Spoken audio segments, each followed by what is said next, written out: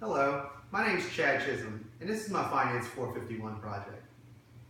For this project, the main goals were to analyze 2 different industries, 5 companies in each, and pick which one we'd like to purchase. We'll first narrow down each industry into one winner, and then we'll compare the both of them at the end to find out which one offers us the best investment. For the first industry, we looked at cruise lines. We included Carnival, Royal, Norwegian, SeaLink, and All-Leisure. The 2 biggest losers in this industry was Carnival and All-Leisure. This came as somewhat of a surprise to me, considering that Carnival has the largest market cap of the 5.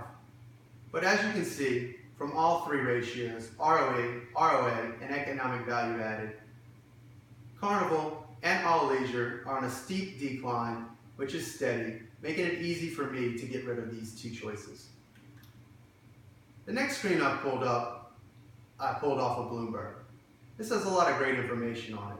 I really like this screen because it shows me a lot of important things about the firm, like its capital structure, its WACC, its ROIC, its economic value added, and its economic value spread. All in one convenient location, investors can look at all of these important ratios to try to understand what's actually driving these companies. Economic value added was the first ratio that we looked at, and in my eyes is the most important. This ratio shows how much added value is given back to the stockholders from the company. As you can see from the grid behind me, the only company that had a positive EVA added over the whole extent was SeaLink.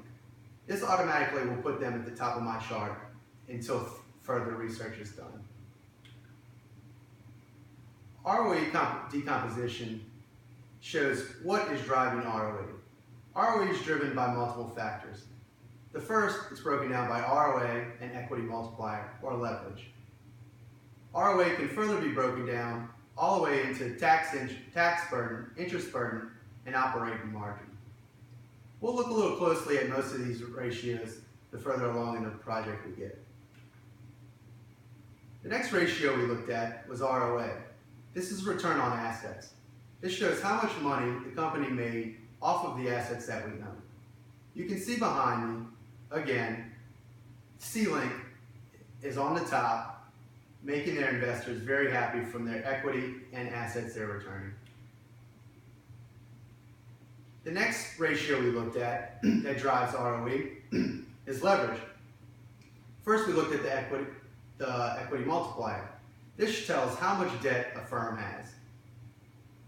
As you can see, in this particular ratio, the lower number the better. SeaLink, still doing the best out of all 3 firms, has the least amount of debt and is steadily declining over the past 2 years. The next leverage ratio we looked at was times interest earned. This shows how many times a company can repay its debt twice full. On here, the higher the number, the better. As you can see again, SeaLink is on a steep incline and is working its way to being a very strong company. Next, we looked at operational margin. This is an important ratio because it shows how management can control certain things that they can't control in other ratios. This has to do with expense. You'll see the lower the expense, the higher the operational margin, meaning the higher the number in this ratio, the better. For the first time, you see SeaLink dropping out of the top and Norwegian taking the top run. Next, we looked at asset turnover. Again, this can be controlled a little easier by management compared to other ratios. This shows how many times we've sold our assets over a period of time. As you can see, SeaLink has done much more with their assets than the other 2 firms. The next ratio we looked at was liquidity.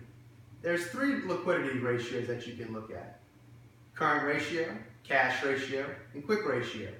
For the purposes of this project, we concentrated on current ratio. With this ratio, you want a high number, but not too high. Too high suggests that you're not doing the right things with your money. Too low suggests you might not have enough. PE ratio will be the next one. This has to do with price of the stock plus the future earnings that it'll make. As you can see, Norwegian is on top for only 2 of these ratios that we looked at. Sea-Link is mixed to the middle, but this isn't that big of a deal to me. You'll find out later. I forecast all 3 of these stocks 1 year from now. Ironically, the stock that's priced the highest will fall the most in the next year, and the stock that's priced the lowest will raise the most in the next year, making Sea-Link a very strong buy. Due to all the ratios we've looked at, it's very easy to see that Sea-Link was the winner of the first industry. The next industry we looked at was the home product industry. We included Home Depot, Lowe's, Kingfisher, Praktiker, and Mr. Bike-Lodge. The 2 biggest losers in this industry were the ones with the 2 smallest market caps. As you can see, with the 3 ratios shown, ROE, ROA, and economic value added, all were consistently declining, again making it easy for me to throw these 2 firms out. Since we've already covered most of these ratios, I'll kind of speed through them and just analyze the winners. Economic value added for this is the first one where you see Home Depot taking charge. This is something that you'll get used to. They're a dominant force in this industry, and they're doing really well for their stockholders. As you can see, their economic value added has consistently increased and is now a very, very large return for them. ROE we looked at next. Again, you can see Home Depot at the top. They're definitely making their shareholders happy with the steep incline over the last 2 years. ROA is closely related to ROE. It drives it, so the graphs will be similar. As you can see here, the trend has been set. Home Depot is staying at the top, proving that they are a force. We next looked at leverage. This is the first time where Home Depot wasn't the best. In fact, they were the worst. Ironically, this situation is very similar to the one in the first industry, where the company with the least amount of leverage has the easiest ability to pay. As you can see here, Home Depot's raising, Lowe's is in between, and we have, at the very end, Kingfisher doing the best. Next, we looked at times interest earned. Again, we can see the firm that had the lowest amount of debt had the easiest ability to pay it off. Next is operation margin. This is where Lowe's really stood out. It's easy to see that their management does a really good job in handling their expenses, and this is a very strong part of their business model. Next, we go back to asset turnover. Again, you'll see Home Depot jump to the top. The first thing I thought of was its cheaper prices. It tends to be a little less expensive than Lowe's. This must have some kind of competitive advantage in order to turn over their assets a little bit more rapidly than Lowe's. The next ratio was liquidity. Again, we looked at current ratio. You can see here, Home Depot had the highest average and is right under the industry accepted 2.0 average. PE ratios for this industry were all on their way up. Lowe's and Home Depot had the highest and battled throughout the 5 years. They go back and forth, both showing that they're very strong companies and something that you could look into investing in the future. Next is the price to cash flow.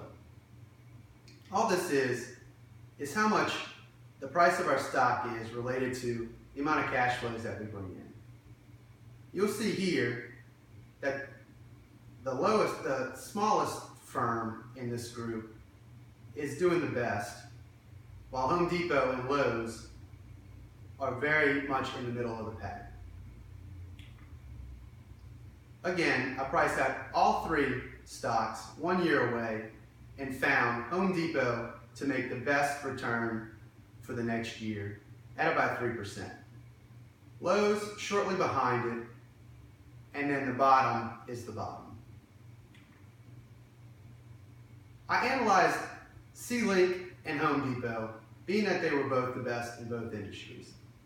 After looking at all of the industries, I realized that Home Depot won in 7 out of the 11 ratios we looked at, including ROE, ROA, and EVA added.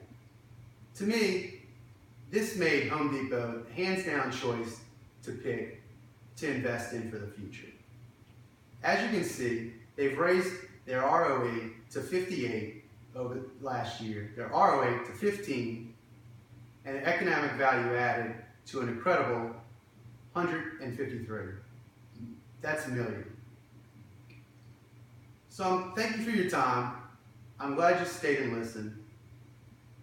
I find Home Depot is a very strong firm for you to invest in. C-Link should also get some of your attention. It's a stock that many people aren't aware of, but has been producing good returns and good ratio measures for their investors. Thank you.